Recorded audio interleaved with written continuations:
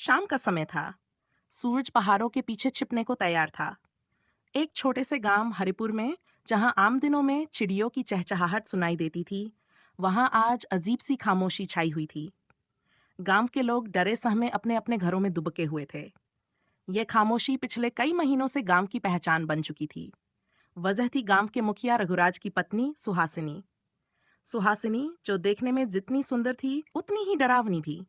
उसकी बड़ी बड़ी आंखें, काले लंबे बाल और हमेशा सफेद साड़ी में लिपटा उसका दुबला पतला शरीर।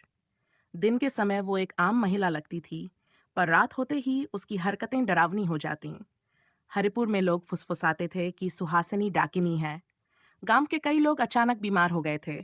बच्चों का रोना थमने का नाम नहीं लेता था, और हर रात किसी न किसी की गाय या बकरी गायब हो जाती।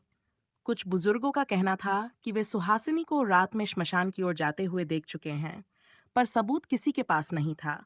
रघुराज, गांव का मुखिया, कभी इन बातों पर ध्यान नहीं देता। उसका कहना था, तुम लोग बेकार की अफवाहें फैलाते हो। मेरी सुहासिनी भला ऐसा क्यों करेगी? पर उसकी ये बात गांव वालों को संतुष्ट नहीं कर पाती। एक दिन गांव के एक किसान शंभू की बेटी अचानक गायब हो गई। पूरे गांव ने उसे खोजने की कोशिश की, लेकिन उसका कहीं पता नहीं चला। अगली सुबह शंभू ने अपनी बेटी को गांव के श्मशान के पास एक पुराने पेड़ के नीचे बेहोश पाया। उसकी हालत इतनी खराब थी कि वो कुछ बोल भी नहीं पा रही थी। गांव के पुजारी बाबा रुद्रेश्वर को बुलाया गया। उन्होंने लड़की को देखा और कहा, इस पर किसी बुरी आत्मा का असर है। मुझे यकीन है ये डाकिनी का काम है। गांव वालों ने तय किया कि वे सुहासिनी पर नजर रखेंगे। अगले दिन रात को कुछ नौजवान छिपकर उसके घर के आसपास निगरानी करने लगे। आधी रात के करीब उन्होंने सुहासिनी को घर से निकलते देखा। वो अकेली श्मशान की तरफ जा रही थी। उसके हाथ में एक थाली थी, जिसमें कुछ अजीब चीजें रखी थीं। नौजवानों ने साहस जुटाया और उसका पीछा किया। श्मशान पहुंचते ही उन्होंने देखा कि सुहासिनी ने एक पेड़ के नीचे एक गोल घेरा बनाया और उस पर कुछ मंत्र पढ़ने लगी। अचानक हवा तेज हो गई और आसमान में काले बादल छा गए। उनमें से एक लड़का डर के मारे चिल्ला पड़ा। सुहासिनी ने तुरंत पीछे मुड़कर देखा। उसकी आंखें लाल हो चुकी थीं और उसका चेहरा पहले जैसा सुंदर नहीं था। वो डरावनी हंसी हंसते हुए उनकी तरफ बढ़ने लगी। सुहासिनी के पीछे भागते भागते लड़के गांव पहुंचे और सारी बात रघुराज को बताई। रघुराज ने गुस्से में उन लड़कों को डांटा, तुम लोग मेरी पत्नी पर झूठे इल्जाम लगाना बंद करो।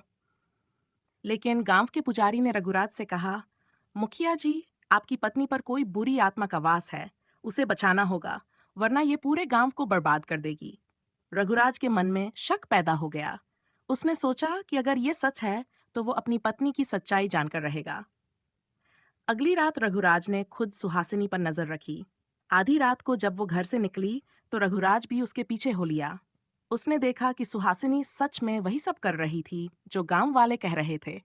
वो चुपचाप बाबा रुद्रेश्वर के पास गया और मदद मांगी। बाबा ने कहा, मुखिया जी, हमें इसे रोकना होगा। मैं कल रात एक यज्ञ करूंगा, लेकिन तुम्हें मुझे सुहासिनी को श्मशान तक ले जाने में मदद करनी होगी। अगली रात गांव के सभी लोग श्मशान के पास छिप गए।